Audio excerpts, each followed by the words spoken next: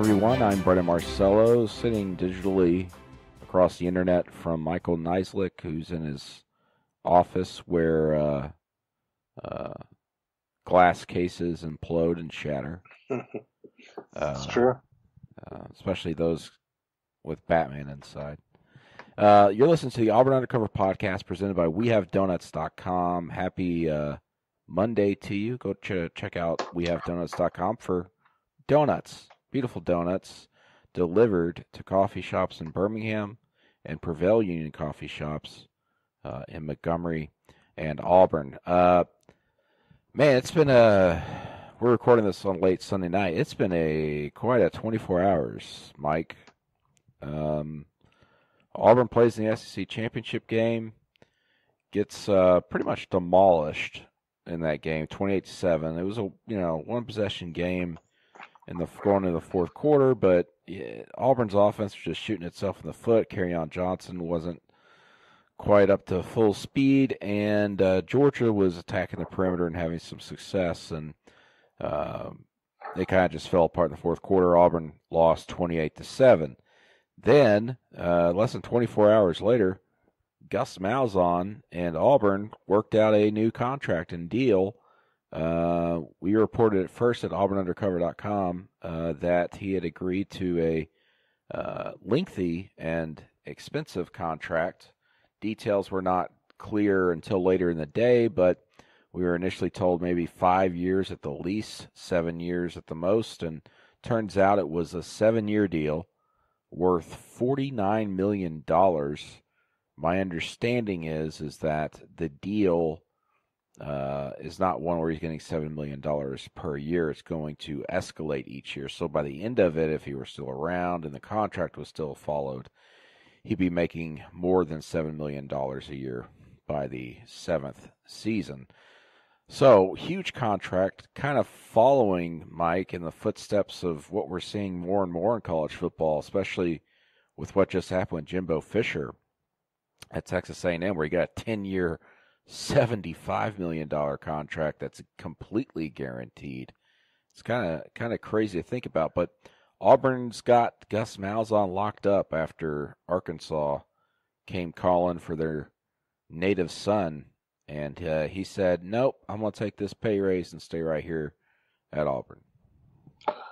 Yeah, well, kind of talk about how the day developed. For people that didn't know, there was a conference call with the Peach Bowl people and their interim coach, which I thought kind of I wasn't on it because I was at basketball, but you were. That turned contentious. Why do you think if this was, they were just working out the details to kind of finalize this thing, they didn't announce something earlier, or he didn't sound more definitive on that call? He doesn't like talking about anything, number one. Yeah. Number two, maybe he thought if he talked about it, it would fall through or something? Put the deal in danger, because we later found out later the night that, he hadn't signed anything really. They've just got the broad contract ideas, I guess, and maybe there's a memo of understanding signed or whatever, and he couldn't talk about it yet. And I'm sure they probably, all the parties involved, said we can't talk about it yet. With that said, yeah, it was pretty interesting. I mean, the first question asked of Gus was, hey, anything new with the contract? Or anything new with Arkansas? There's overtures out there. And he said, I plan on being at Auburn. He said that 2 or 3 times. He was asked a couple of different questions. I know I asked him, have you had any contract discussions with Auburn? How are those progressing? Because I had heard that Auburn was very much well aware of what Arkansas was offering, and Gus probably had till the end of the day Sunday to give Arkansas an answer. I was actually told Monday at 9 a.m. was when Arkansas was expecting an answer. And instead, we managed to get a hold of some info and got it leaked out that, oh, yeah, he's already agreed to stay at Auburn. But anyway, so while this conference call is going on, he keeps saying, I plan on being at Auburn. And to questions like, hey, you got a contract, any discussions there? He goes, Nothing's changed since last night. Well, that wasn't true because Yeah, that wasn't end up being true. They they had agreed to talks, something yeah. Sunday. So anyway, it got kind of weird.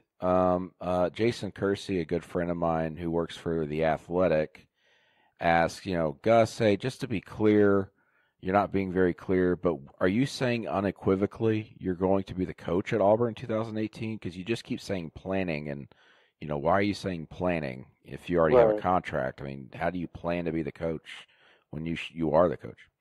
And he kind of, I mean, that wasn't the question exactly, but that's how it was worded, sort of. And Gus was just like, I think you heard what I said, is what he kind of said. And then the Peach Bowl, this is the best part. The Peach Bowl moderator a couple times got on there and was like, I ask you guys just limit this to Peach Bowl questions.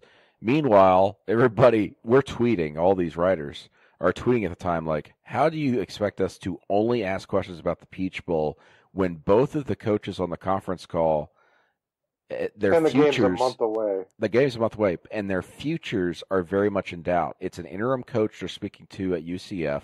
He wants to be the next UCF head coach. His future is kind of in question. Scott Frost, the head coach, is in Nebraska while this call is going on, being introduced as the new Nebraska coach. Meanwhile, Gus Malzahn is being tied to the Arkansas job, and there's nothing cleared up on that situation. So that happens, right?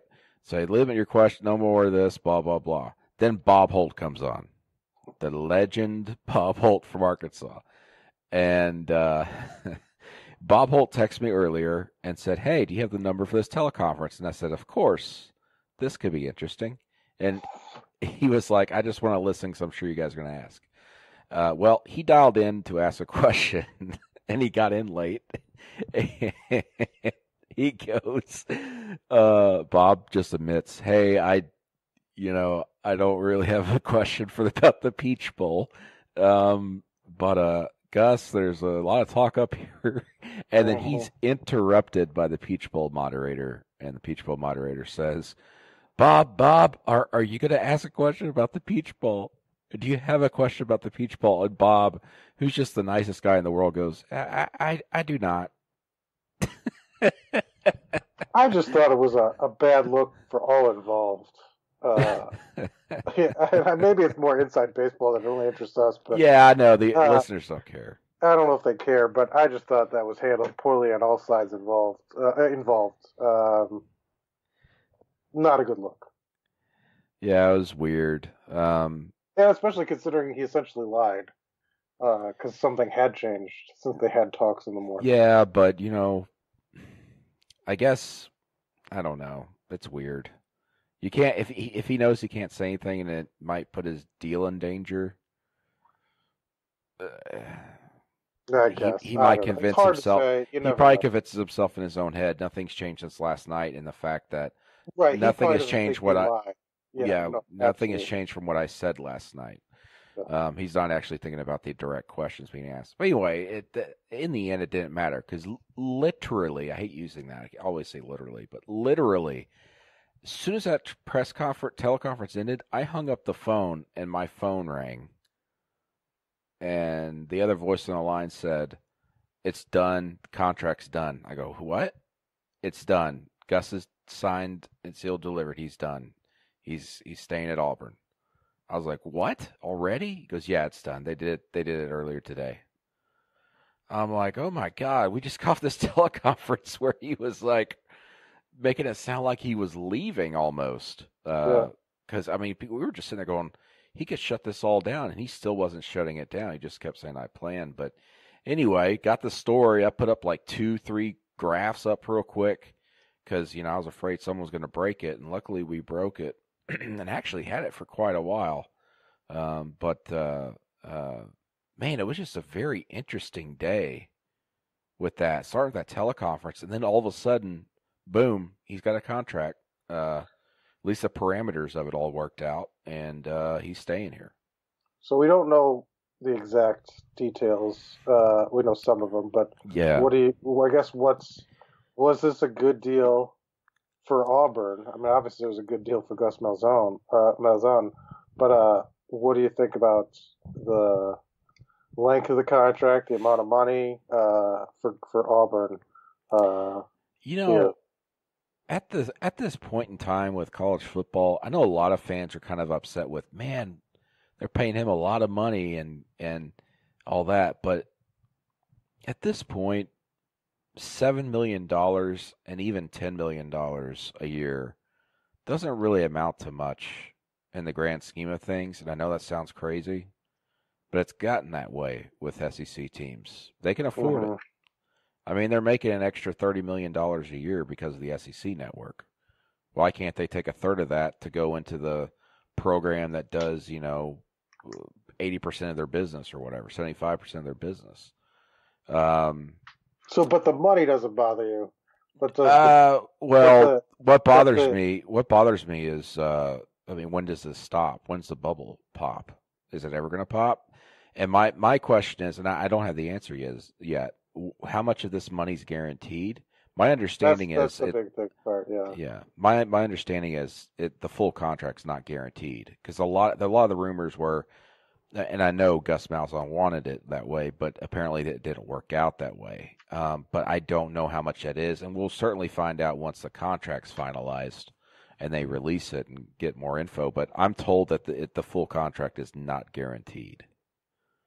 So But you were still, waiting to weigh in if it's a good deal or not based on the buyout, essentially. yeah, probably. But I think here's the thing: the deal is good for Auburn fans from this instance.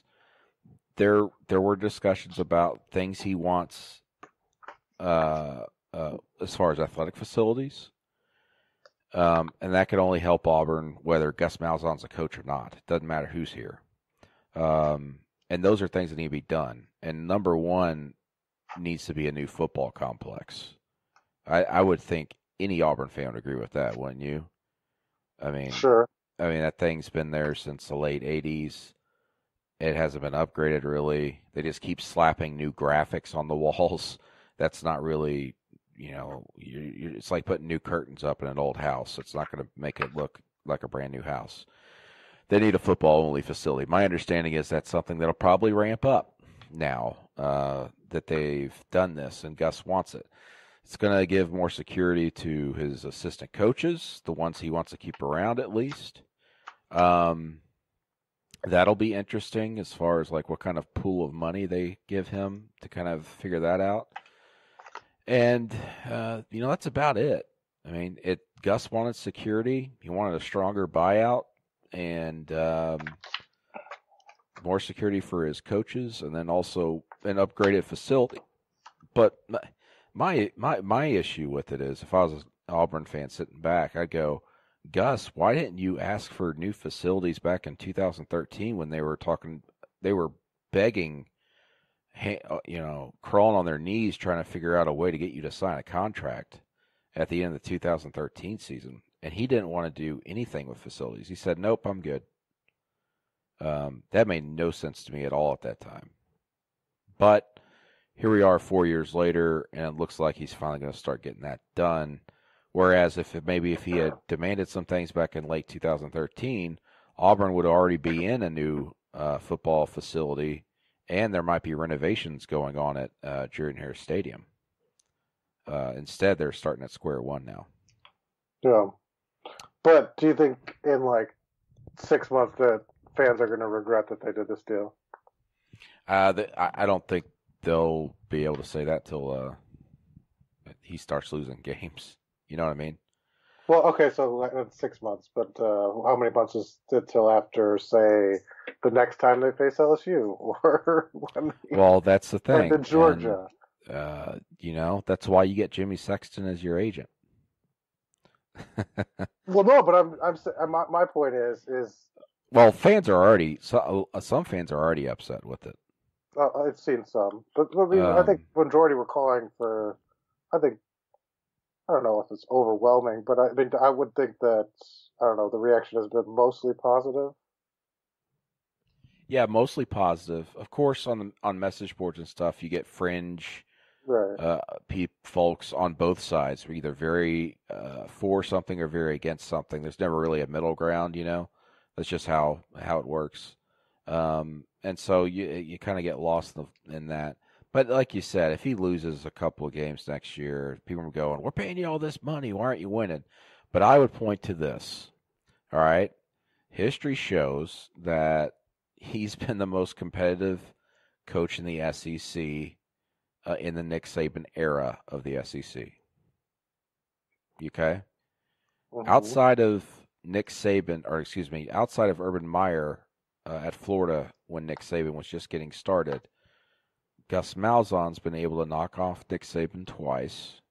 He's been able to win the SEC West twice during the greatest run Alabama's had. He's been able to go to a BCS national championship. He was a national runner-up. He's been at 2 SEC championships, including this season. He knocked off Alabama this year. He knocked off Georgia this year. The taste is a little bit sour, obviously, from losing the SEC championship game. But they're number 7 in the country. They're going to a New Year's 6 game.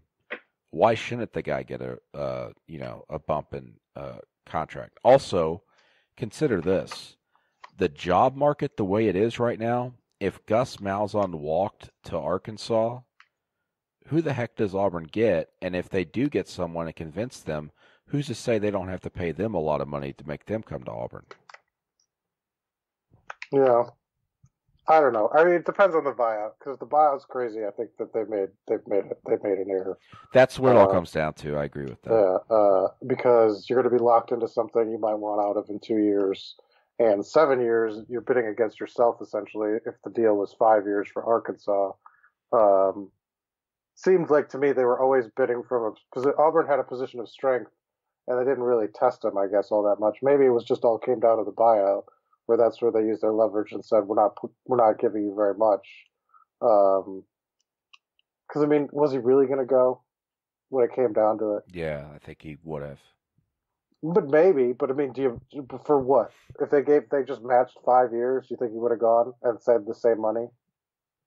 I don't know. I don't know. But I think that if Auburn really pushed the thing and went, hey, this isn't Arkansas, they're going to pay you a lot of money because they can't get someone like you without paying you a lot of money. Yeah. Us, we can go get someone else. That's what they could say. But here's the problem. As I said, the market the way it is and jobs already filling up, who the heck are they going to go get? Chip Kelly's at UCLA. Dan Mullen's at Florida now. But the flip side of it is that Gus Malzahn arguably did the least amount of coaching this year that he's ever done, considering he gave up the entire offense and he has nothing to do with the defense. But one would say that he's the head coach and CEO, and that is his offense, and he's found a way to delegate things and hire good assistants to put around him to be able to win a lot of games. I'm just saying, Kevin Steele better be getting a good raise. Well, I'm certain that that's part of the agreement. But because he's been as integral of a part of the success as I think anybody. Oh, certainly, and my understanding is there's already been discussions about that with Kevin Steele. But Kevin Steele has his own future to think about. I think he is very much involved with that Tennessee search, believe it or not. That'll be interesting. I was told something Sunday night that made me believe that they are actually seriously considering him, at the very least, maybe talking to him. Well, it makes sense now with Fulmer taking over and them resetting, looking for some stability with the former UT guy. Makes some sense. Yeah, and I don't know if that's going to happen. They could just talk to him and go, "Hey, we want some insight from you," and then maybe they come back around in a week or two and go, "Hey, we want you to be the coach. Here's the staff ideas we have." But he's got to listen. I mean, but I do think he's very happy at Auburn. And I don't think that was just lip service Saturday night after the game when he said that he has a pretty good job here. I think he's really enjoying himself, probably for the first time in a few years, to be quite honest. Because he's had a rough go of it professionally lately, and he's had a pretty good 2 years here at Auburn, and seems pretty happy. But if they were to Auburn, this is probably the last time he'd have a real chance at something that big of a program-wise. Yeah, that's very true. So yeah, now or never, and it's. When Scott Frost got the call, said it's time. when you get the call from the alma mater, right? That's what Gus did, right? So, and it's not a situation where the money will be comparable if they offer him the head coaching job. Well, Gus graduated from Henderson State. Yeah, but it's home. Yeah, it's home, sure. Gus really used that. Yeah, I'll come home. Well, how much money are you going to give me? Great. Hey, Auburn, Arkansas is going to give me this. Give me that. But the buyout really does make a difference.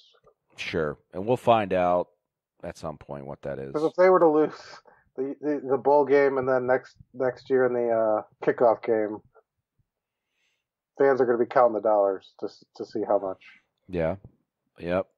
I think a lot of fans at a lot of programs are going to be doing that if they're big hires. Jimbo Fisher, Dan Mullen, don't work out. But that's what's Only happening. really two coaches deserve this amount of money right now, I think. In college football. Who's that? Saban and Dabo. Dabo Sweeney. Yeah, I agree with that. I mean, everybody else, you don't win it. You haven't won anything. Well, look at Jim Harbaugh. That's insane. I mean, what's he making? $9 million? Yeah, we're talking about lifetime contracts. Throw that idea around. Yeah, but at least with Gus, he said he haven't won anything. At least he's won an SEC title, 2 West championships. Yeah, and he's been to a national championship in the last 5 years. You know what I mean? Yeah, no one else in the SEC could say that other than Alabama. No, that's true. Well, he also helped recruit that class offensively in 13. You know what I mean? And then it's just getting outrageous, like you said. There's going to be a bubble because at some point you're going to be beholden to basically 3 donors, essentially, that are going to run the program if these buyouts get so ridiculous. Yeah. Essentially, they're going to run things. Yep. Well, Auburn, you have your coach, and he ain't going anywhere anytime soon. He is locked up, but we'll find out what that buyout is. And what do you think it is? What's your guess? My guess, $49 million contract. My guess is. Do you think it's going to be based just on the years, or do you think it's going to be just over a lot of money? Okay. I would think it's by years. Yeah, I think it would decrease every year.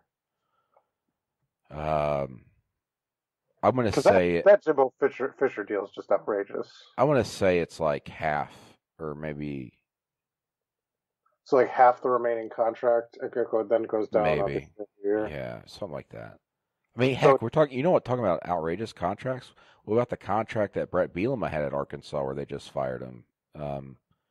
The word was they're only going to have to pay him $5 million. They end up settling for $11+ million for him after 5 years for a buyout.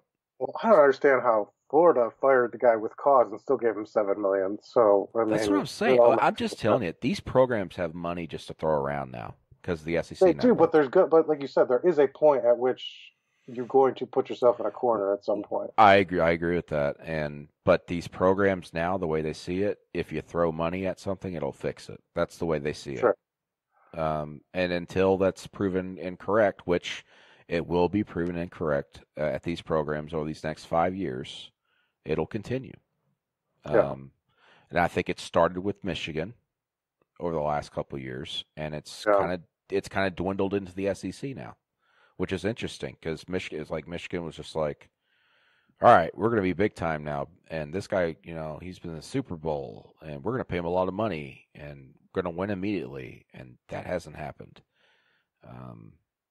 And now the SEC is kind of like, well, this guy was competitive against Alabama. Let's give him a lot of money. Or Brett Bielema, this guy won at Wisconsin. Let's give him a lot of money. And then Arkansas trying to get Gus Malzahn. Oh, that guy is our favorite son, and he's been to the SEC championship, and he has a fun offense. Let's pay him a lot of money. Jimbo Fisher, we've had a problem developing quarterbacks at Texas A&M over the last several years. Jimbo Fisher's a quarterback guru. Let's hire him for $75 million. That's crazy. It is nuts, man. That money. I mean, that's obvious. It's obviously life-changing money, duh. But that's like. Well, but it's not because he's already had what $25 million over the last. Right. That's what I'm saying. It's money that like 6 generations or 3 generations. Well, then you do get to the point where it's like, why would he listen to anything the athletic director says? That's another thing, and you have to worry about these other programs. He had Jay Jacobs, for all his sort of quirkiness, forced Gus to make some changes, and Gus had to listen. Now for the next AD, if he's got $25 million buyout for whatever this next year or something, or the next couple of years where it's that much, what? If you're the AD and you're like, I think we should do this. Does he not have a button on his desk that's an ejector seat that just says thanks? Well, I believe that with this new deal, he does get more control now. Yeah. I'm just saying it's his show now. I mean, nobody's gonna be able to tell him. Absolutely. For example, let's say Chip Lindsey leaves for the South Alabama job. He probably tries and goes to hire Hugh Freeze as his OC, which is just embarrassing. Would be embarrassing. Don't you think that would be embarrassing? He's in some hot water, and the rumors about him and what happened are not good. It's not a good look. But Gus is good friends with him. Sure. But I'm just saying. But and like you said, but if he wanted he's got that there'd power. Be nobody able to tell him no. Right. He'd just be like, Just be like, okay, fire me, take my money, give me my money. Give me $30 million. That ain't gonna happen. Thanks. Yeah. Bye. Yep. So, we're obviously not talking a lot about the SEC championship. That almost feels like ages ago now. And it was just and to be honest, I mean, it was such a it happened, and then you move on. Right. And really, the result, all that matters was the results, and then that was it. It was it, and obviously Alabama fans have been having fun today. Yeah. Auburn fans not so much. Yeah. I think that to be quite honest, I think with this contract being leaked today, that with Alabama in the playoff, that may have put a little twist in the gut, and then with the knife for Auburn fans. It's like, so we beat Alabama, and they're in the playoff, and we're not, and we're giving all this money to our coach. I think we don't have a chance to win a national championship against the two teams he did beat, so it doesn't really. But you know what? You got to give Gus credit, number one, for beating two playoff teams, and also he lost to two playoff teams. But what can you do? I mean, Auburn ran out of gas, and Kerryon Johnson was hurt. I saw it coming. The contract extension does wipe away the horrible game plan they had for Kerryon Johnson and discussion of it a little bit. Yeah, they shouldn't have played him as much as they did. And he's got to find a way, Gus Malzahn, to get these other running backs prepared. And I think it's not getting them prepared. Gus Malzahn needs to trust these guys more. Yeah, it's just trust. So he can prepare them more. And I just don't know if he's doing that. And I caught a lot of flack on the board for saying earlier in the week that Kerryon Johnson was, quote, not looking good. He did not look good. He did not look good. He was not full speed, and that's the word I was getting out of practice. That it was. Well, you could tell you weren't on the field. So when they were warming up and just doing simple, sort of jumping jacks as they were running. Yeah, he wouldn't lift his arms. It was comical in the sense that he was clearly had some, whether it's collarbone, whether it's ribs, whether it's shoulder and rib, whatever it was. He was not even trying because he knew it was going to hurt and he didn't want to exacerbate the injury, and it was bad. And so going into it, you're just like, he's hurt. You didn't even have to get to the second drill before the pregame to know he's not going to. And then you got Roquan Smith tackling him 10 times or whatever. Yeah, dude. It's like, how is he going to? I'll say this: Georgia was kind of dirty in that game. Yeah, but I mean, and within the legal limits most of the time. Right, so. But they knew what they were doing, and they did what they had to do. And you can't fault them for it. I asked Marcus Spears about it. He's like, "You're dang right, you do." Right. Test them. Right. That's just it is. That's why when you're at the bottom of the pile for loose football, you always hear about the pokes and the twists that go on in that pile. Auburn had to know what's coming, and they look. You go in the first half, fine. 8 carries, he's not effective. You don't put him back in the game or make him part of your game plan. Yeah, and that's been the big knock on Gus Malzahn and I even asked it the night before the game. Previous years, and even this season, when you have a star player go down and you're playing in a big game, you kind of lose something there. Your game plan's kind of off. The offense seems to be off. And he's like, this year's different. We're not like that. We've got depth, blah, blah, blah. It was the same thing again. And Carrion fumbled, and that was like the clear sign of like something was wrong with that guy. He hadn't fumbled all season. Protects the ball better than anybody in the college football, and he's out laying on the ground. And you're just thinking, why did they put him in this situation? Yeah. Well, it's almost like that happened, and then they pulled him. He didn't carry the ball again. It's like that's a little bit too late.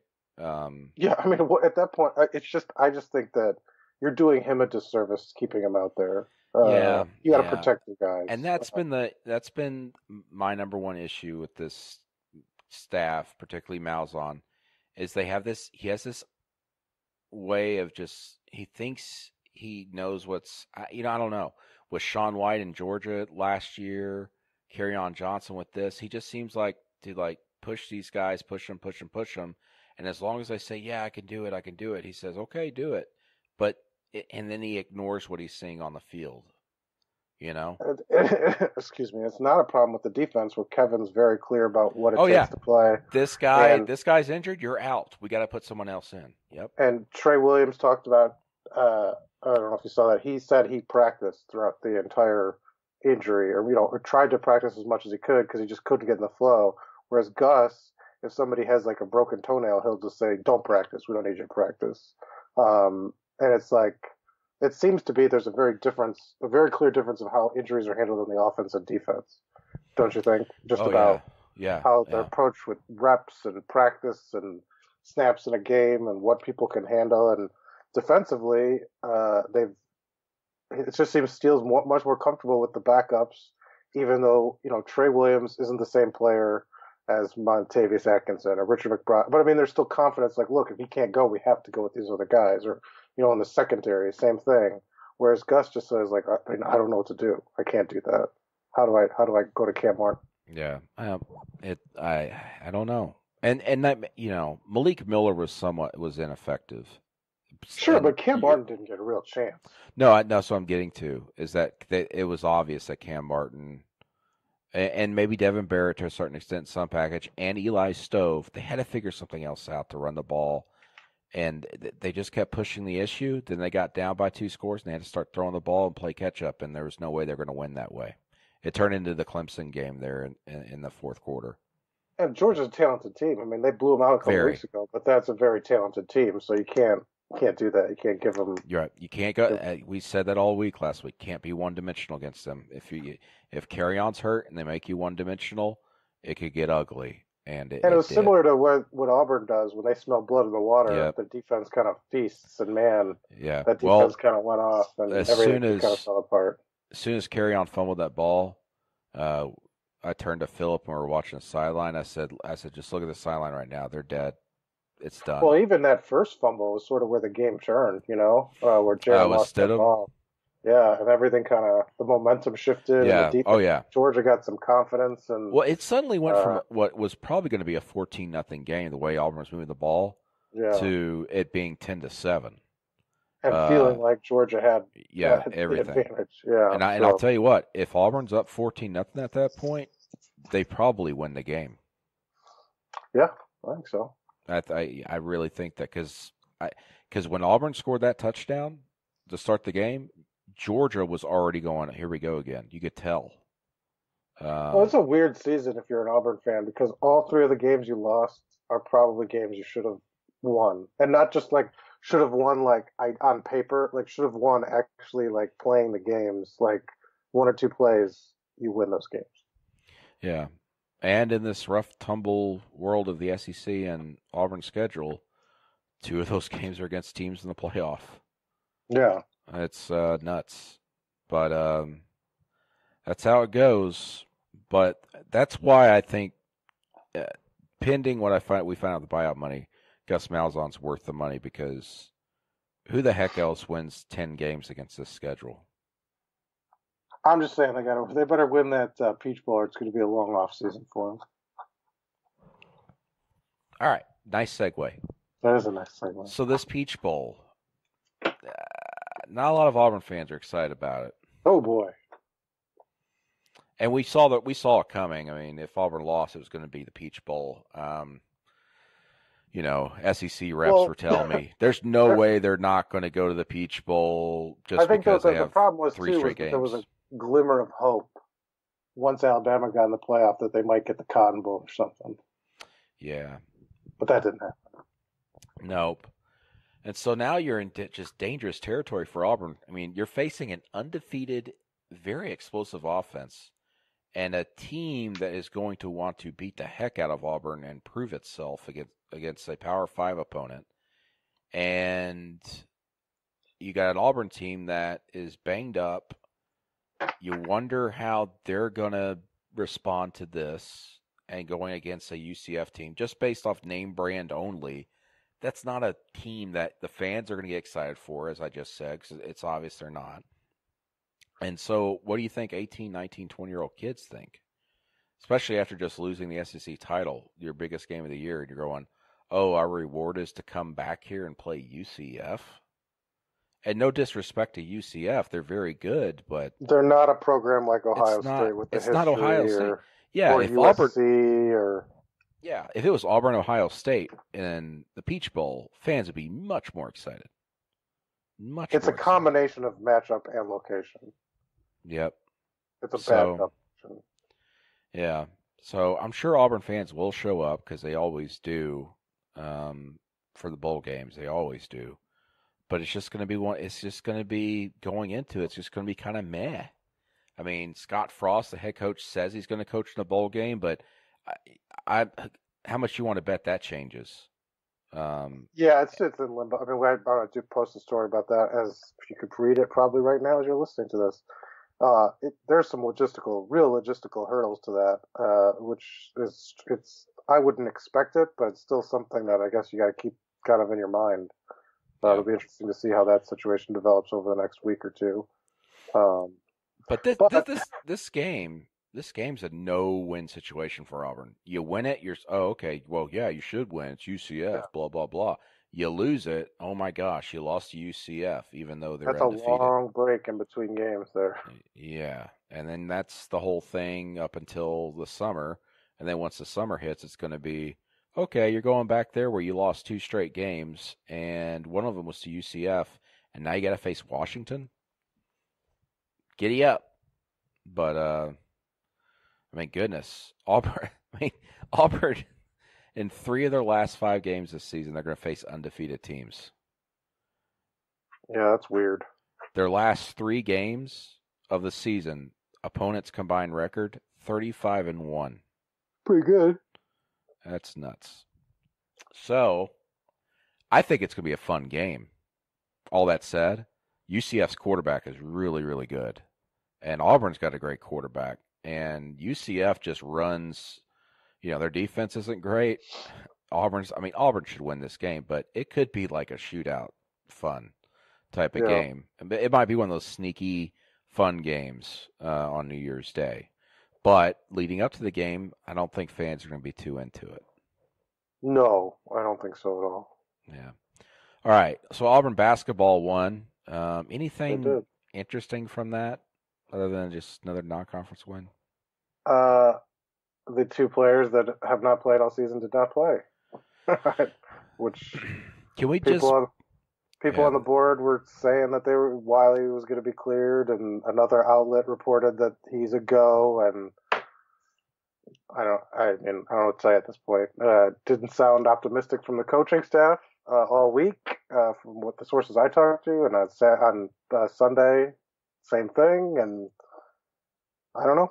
Maybe we'll see. I mean, this week they got 2 games, one on Wednesday or Thursday, and another on Saturday, and so. Here's my question, Mike.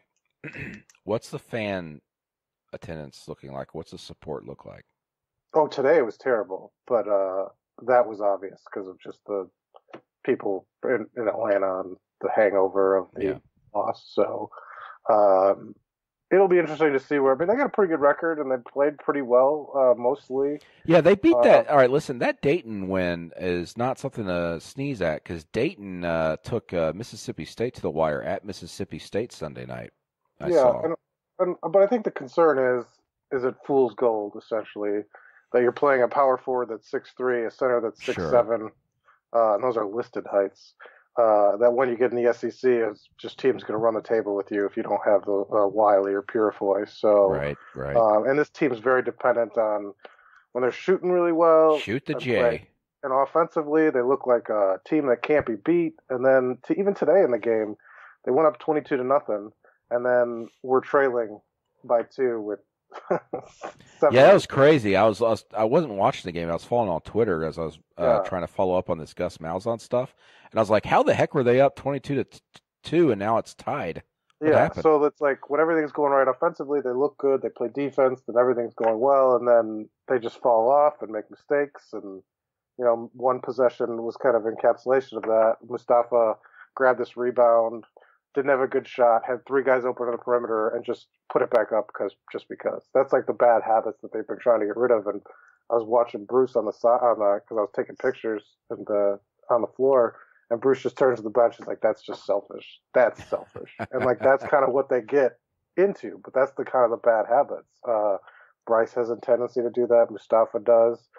And like, look, when they shoot well, they're great. But at other times, they look really bad. And so it's just going to be a matter of once the competition raises, is it going to be tougher for them, especially being very thin without those 2. Got to have an inside presence. Yeah, Wiley changes everything. They're totally different. Absolutely. So we'll see.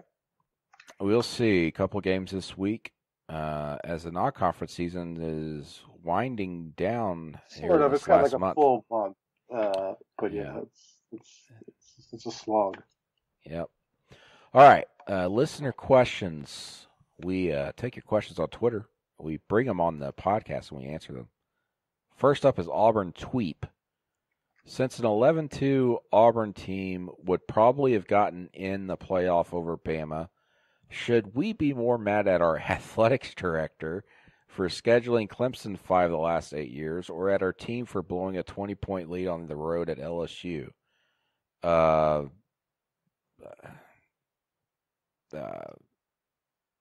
LSU. Yeah.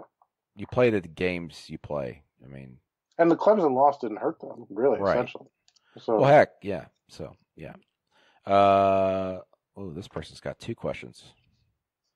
Any chance, Nicholas asks, any chance of Auburn changing the schedule to move Georgia to earlier in the year, or fixing that hiccup in the schedule where it's both Georgia at home and Alabama at home, or blah, blah, blah?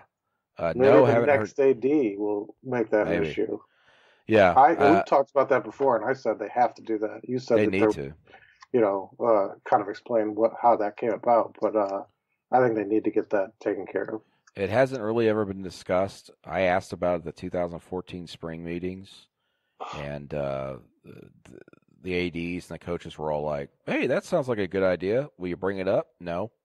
Okay, great. I mean, even in Georgia, Mark Richt at the time was like, "Yeah, I'd be for that. That sounds like a good idea, actually," because they got Georgia Tech at the end of the year. Mm-hmm. So, also, Nick wants to know my impression of the Tennessee coaching search. Insert fart noise here. That's my impression of it. I think it's been kind of fun. It's fun to follow from afar. I'm glad I'm not covering it. Yeah. Ugh. Jacob asked, do you think Kerryon Johnson comes back next season? TBD? Yeah, I don't quite have a good answer for you there. I don't think he even knows at this point. Yeah, I'd be surprised if it was leaning either way. Yeah, he was pretty clear last night. Like, I have no idea. I'm thinking about trying to get healthy so I can play one more game in the bowl game. But given that, if you're thinking about it, and these injuries, I would put that on the scale tipping to leave, just because shelf life of running backs is very short. And he's picked up some miles already, even though it doesn't seem like he's carried the ball that much in his career. He's had a long list of injuries, so it'll be interesting. He has a lot to weigh, I think, more so than a lot of the others. Joshua asks, I'm wondering if every season from now on we'll be forced to renegotiate coaches' contracts. How does a program actually receive stability if the school must enter a bidding war after every season? Well, Josh, to be quite honest, you're not going to enter a bidding war anymore if you're paying a coach a lot of money. Yeah, I think that they'll be fine for until they want to fire him. Yeah, so that's the only issue. If you want to get rid of the coach, you got to pay up a lot of money then. Yeah, I You don't don't think have to there's worry going to about be any them bidding losing war them. now with Yeah, 7 years, 49 million or yeah. whatever it I is. think it's clear that he's not going anywhere unless he's fired. I think you've won the bidding war for the next 4 years, 5 Right. years. Um, there's some weird questions. Austin asks, with the basketball team doing relatively well, even without Wiley and Purifoy, does it put any pressure on the school to try and push the eligibility issue because of the potential? I don't Because they're see how doing well. I don't see how that makes it any more of an issue for them to try and make. I don't understand that. Sorry. It's just it is what it is. Yeah. Really, they've just Yeah. if they're worried that they're guilty, they can't play, Yeah. and they're going to keep holding them out. So Yeah. what it is. Yep. That's life. It's pretty cut and dry. Yeah. Warblogle asks, "Do you like brisket?" Was he being facetious when he tweeted that, or do you think he was actually smoking brisket?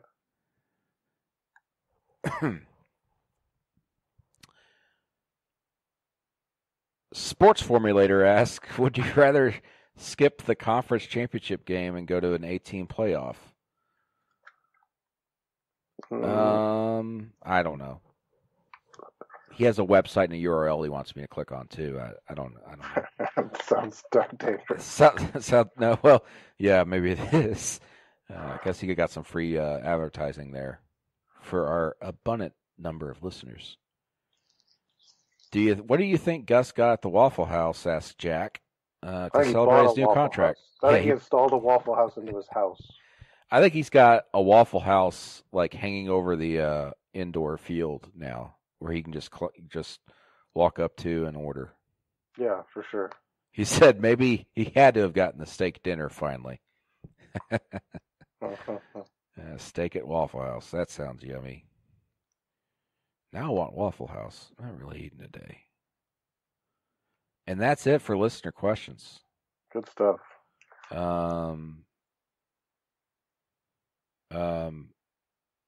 My eyes are blurry. That's not good. I can't see. Anything else you want to talk about?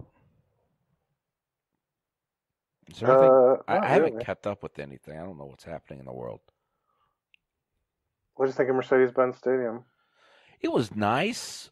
It wasn't as great as I thought it was going to be, but you went into the stands and everything, so that's really where it's at. You know, the amenities. Yeah, I didn't get to do a whole full-length tour. I thought the interesting thing was the free refills and the cheapness of the food.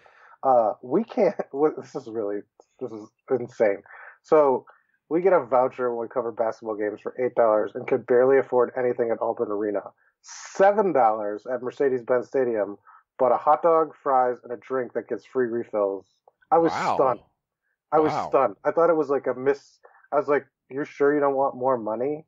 Because when you usually go order a hot dog, fries, and a drink at a stadium, it's like it'll be like $15 in your firstborn child. And so I was just shocked. And cool. I mean, with these stadiums getting so much bigger and taking taxpayer money and just being insane, I thought that's a nice. And the tickets being so expensive, it seems small, but the food adds up. And I thought that was pretty cool. Hopefully those prices stay low because that's unheard of for me. I was shocked. Yeah, that was a big thing when they were building that stadium. Once they were talking about opening it and everything, like, yeah, we're gonna have the best concessions around. You're not going to break the bank. And it wasn't like a mini hot dog where it was like just like the size of it was like a real hot dog. Were they selling beer at the game?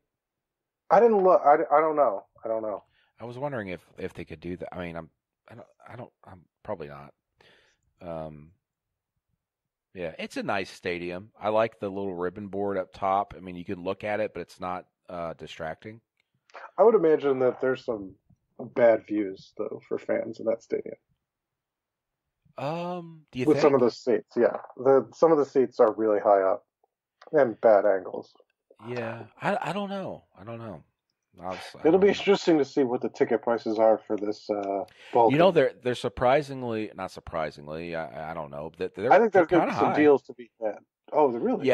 Yeah. Right now, like the lowest price ticket on Ticketmaster is $115. I think I wouldn't be surprised if they go down. Sure. Yeah. They ever tell you about the time I covered a tax slayer bowl where you could get into the game for 2 cents? No, but that's amazing. Yeah, it was nuts. 2 cents on game day, you could buy a ticket. And so there were people that saw that and said, "Nah, I don't know. I think I'll stay home." Hard pass. Oh man, that's good stuff. Yeah, but better get used to that Mercedes-Benz Stadium food. Hey, for $7, I'll get another hot dog and free refills. Yeah, but I think the Peach Bowl won't be exclusive to Dr. Pepper, so. Yeah, that's right.